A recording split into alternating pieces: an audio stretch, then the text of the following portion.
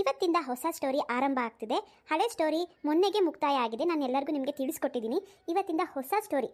ಕ್ಯಾರೆಕ್ಟರ್ಗಳನ್ನ confusion ಮಾಡ್ಕೊಂಬಿಡಿ. ದಯವಿಟ್ಟು ಇವತ್ತಿನ ಫಸ್ಟ್ ವೀಡಿಯೋನ ತಪ್ಪದೆ ನೋಡಿ. ಸೆಕೆಂಡ್ ವೀಡಿಯೋನ ಯಾರ್ಯಾರು ನೋಡ್ತೀರಾ ಅವ್ರಿಗೆ ದಯವಿಟ್ಟು ಲಿಂಕ್ ಹಾಕಿರ್ತೀನಿ, ಹಳೆ ವೀಡಿಯೋಸ್ನ ನೋಡಿ. ತುಂಬ ಜನ ಹಳೆ ವೀಡಿಯೋಸ್ನ ಕಂಟಿನ್ಯೂ ಮಾಡಿ ಅಂತ ನನಗೆ ಕಮೆಂಟ್ಸ್ ಹಾಕಿದ್ರಿ. ನನಗೆ ಅರ್ಥ ಆಗುತ್ತೆ ಲಕ್ಷ್ಮಿ ಮತ್ತು ರವಿ ಜೋಡಿ ನಿಮ್ಮೆಲ್ಲರಿಗೂ ಎಷ್ಟು ಇಷ್ಟ ಆಗಿದೆ ಅಂತ. ಆದರೆ ಸ್ಟೋರಿನ ಚೇಂಜ್ ಮಾಡೋಣ ಅಂತ ಅಂದ್ಕೊಂಡಿದ್ದೀನಿ. ಎಷ್ಟು ದಿನ ಅಂತ ಹಳೆ ಸ್ಟೋರಿನೇ ನೋಡೋದು. ನಿಮಗೆ ನಿಜವಾಗ್ಲೂ ಆ ಸ್ಟೋರಿ ಹೇಗೆ ಇಷ್ಟ ಆಯಿತೋ ಈ ಸ್ಟೋರಿ ಕೂಡ ಅದೇ ರೀತಿ ನಿಮ್ಗೆ ಇಷ್ಟ ಆಗುತ್ತೆ. ನಿಮ್ಮ ಲಕ್ಷ್ಮೀ ರವಿ ಎಲ್ಲೂ ಹೋಗಿಲ್ಲ. ಈ ಸ್ಟೋರಿಲೂ ಕೂಡ ನಿಮ್ಮ ಲಕ್ಷ್ಮೀ ರವಿ ಸಿಗ್ತಾರೆ. ಆದರೆ ಅವರಿಬ್ಬರು ಹೇಗೆ ಸಿಗ್ತಾರೆ, ಯಾವಾಗ ಸಿಗ್ತಾರೆ, ಇದೆಲ್ಲ ಟ್ವಿಸ್ಟ್ ಆಗಿರುತ್ತೆ. ಕತೆನ ಮೊದಲಿಂದ ನೋಡಿ ಖುಷಿ ಪಡಿ. ಹಾಗೆ ನನಗೆ ಕಮೆಂಟ್ಸ್ ಬುಕ್ ಅಂತ ತಿಳಿಸಿ ಹೇಗಿದೆ ಇವತ್ತಿನ ಮೊದಲನೇ ಸ್ಟೋರಿ ಅಂತ. ಇವರು ಜಯಕ್ಕ. ಹಳೆ ಸ್ಟೋರಿಲಿ ಹೇಗೆ ಜಯಕ್ಕ ಆಗಿದ್ರೋ ಈ ಹೊಸ ಸ್ಟೋರಿಲೂ ಕೂಡ ಇವ್ರ ಹೆಸರು ಜಯಕ್ಕನೇ ಆಗಿರುತ್ತೆ. ಆದರೆ ಇವರು ಲಕ್ಷ್ಮಿಯವರ ಅಮ್ಮ ಆಗಿರ್ತಾರೆ. ಇವ್ರ ಮನೆ ಕಡೆ ಅಷ್ಟು ಅನುಕೂಲವಾಗಿರೋದಿಲ್ಲ, ಬಡತನದಿಂದ ಇರ್ತಾರೆ. ಹಾಗೆ ಇವ್ರ ಹೆಸರು ದೊಡ್ಡಣ್ಣ ಅಂತ. ಇವರು ಲಕ್ಷ್ಮಿಯವ್ರ ತಂದೆ ಆಗಿರ್ತಾರೆ, ಅಂದರೆ ಜಯಕ್ಕನ ಗಂಡ ಆಗಿರ್ತಾರೆ. ಇವರು ಜಯಕ್ಕ ಮನೆ ಪಕ್ಕದವರಾಗಿರ್ತಾರೆ. ಇವ್ರ ಹೆಸರು ಮಾದಮ್ಮ ಅಂತ. ಇವ್ರ ಮಗಳೂ ಲಕ್ಷ್ಮಿ ಕೂಡ ಇಬ್ರು ಕ್ಲೋಸ್ ಫ್ರೆಂಡ್ಸ್ ಆಗಿರ್ತಾರೆ. ಇನ್ನು ಇವನು ಲಕ್ಷ್ಮಿ ತಮ್ಮ ಆಗಿರ್ತಾನೆ. ಇವನ ಹೆಸರು ಹರೀಶ್ ಅಂತ ಆಗಿರುತ್ತೆ. ಗೊತ್ತಲ್ಲ ಫ್ರೆಂಡ್ಸ್, ಇಷ್ಟು ಜನದ ಕ್ಯಾರೆಕ್ಟರು ನಿಮ್ಮೆಲ್ಲರಿಗೂ ಅರ್ಥ ಆಗಿದೆ ಅಂತ ಅನ್ಕೊಂಡಿದ್ದೀನಿ.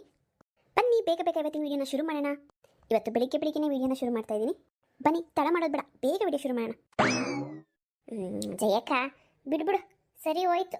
ಈ ಹೆಣ್ಮಕ್ಳನ್ನ ಕಾಲೇಜಿಗೆ ಕಳ್ಸೋದು ಒಂದೇ, ಅದೇನೋ ಅಂತಾರಲ್ಲ ಸೆರ್ಗಲ್ ಕೆಂಡ ಕಟ್ಕೊಳ್ಳೋದು ಒಂದೇ. ಯಾಕೆ ಮಾದಮ್ಮ ಹೆಣ್ಮಕ್ಳು ಓದಬಾರ್ದಾ? ನಮಗೇನೋ ಅವಾಗ ಓದು ಬರ ಏನೋ ಹೇಳ್ಕೊಡ್ಲಿಲ್ಲ. ನಮ್ಮ ಜೀವನ ನೋಡಿ ಹೇಗಿದೆ. ನಮ್ಮ ಮಕ್ಕಳಾದ್ರೂ ಚೆನ್ನಾಗಿರ್ಲಿ, ಒಂದೊಳ್ಳೆ ಮನೆ ಸೇರ್ಕೊಳ್ಳಿ. ಅದಕ್ಕಲ್ವ ನಾವು ಹೇಗಾದರೂ ಕಷ್ಟ ಬಿದ್ದು ಒಂದು 4 ಕಾಸು ಕೂಡಿಕ್ಕಿ ಅವ್ರು ಓದಿಸ್ತಾ ಇರೋದು. ಮೊದಲೇ ನನ್ನ ಗಂಡನ ಕತೆ ನಿನಗೆ ಗೊತ್ತಲ್ವಾ? ಯಾವ ನೋಡಿದ್ರೂ ಕುಡಿತಾನೆ, ಯಾವ ನೋಡಿದ್ರೂ ಗಲಾಟೆ ಮನೇಲಿ. ಪಾಪ ಮಕ್ಕಳು ಬರೀ ಗಲಾಟೆ ನೋಡಿ ನೋಡಿ ನೋಡಿ ನೋಡಿ ಮನೇಲಿ ಯಾಕನ ಇರ್ತೀವೋ ಅಂತ ಅನಿಸ್ಬಿಡುತ್ತೆ. ಅದಕ್ಕೇನೆ ನನ್ನ ಗಂಡ ಅಂತೂ 1 ರೂಪಾಯಿ ಕಾಸು ಕೊಡೋದಿಲ್ಲ ಮಕ್ಕಳನ್ನ ಓದಿಸೋದಕ್ಕೆ. ನಾನಾದರೂ ಅಲ್ಲಿ ಕೆಲಸ ಮಾಡಿ ಇಲ್ಲಿ ಕೆಲಸ ಮಾಡಿ ಸ್ವಲ್ಪ ದುಡ್ಡುಗಳನ್ನ ಎತ್ತಿಟ್ಟು ಓದಿಸ್ತಾ ಇದ್ದೀನಿ. ಗಂಡು ಹುಡುಗ ಹೇಗೋ ಬದುಕೋಬಿಡ್ತಾನೆ. ಆದರೆ ಹೆಣ್ಮಕ್ಳು ಮುಂದಿನ ಜೀವನ ಚೆನ್ನಾಗಿರಬೇಕು ಅಂದರೆ ಅವರು ಅವ್ರ ಜೀವನದಲ್ಲಿ ಒಂದು ಕೆಲಸ ಅಂತ ತಗೊಂಡ್ರಲ್ವಾ. ಇಲ್ಲಾಂದರೆ ಹೀಗೆ ನನ್ನ ಹಾಗೆ ಗಂಡನ ಮನೆಗೆ ಹೋಗಿ ಗಂಡನ ಸಪೋರ್ಟ್ ಇಲ್ಲದೇ ಅವನ ಮುಂದೆ ಕೈ ಚಾಚಿಕೊಂಡು ಬೇಡ್ಕೊಂಡು ನಿಂತ್ಕೋಬೇಕಾಗತ್ತೆ. ಬಿಡು ಮಾದಮ್ಮ, ಇದೆಲ್ಲ ಹೇಳ್ತಾ ಹೋದರೆ ದೊಡ್ಡ ಪುಸ್ತಕನೇ ಬರಿಬೋದು. ಬಿಡು ಜಯ, ಇವೆಲ್ಲ ಇದ್ದಿದ್ದೇನೆ. ನಿನ್ನ ಗಂಡ ಕುಡಿತಾನೆ, ನನ್ನ ಗಂಡ ಇಸ್ಪಿಟ್ಟು ಆಡಿ ದುಡ್ಡು ಕಳೀತಾನೆ.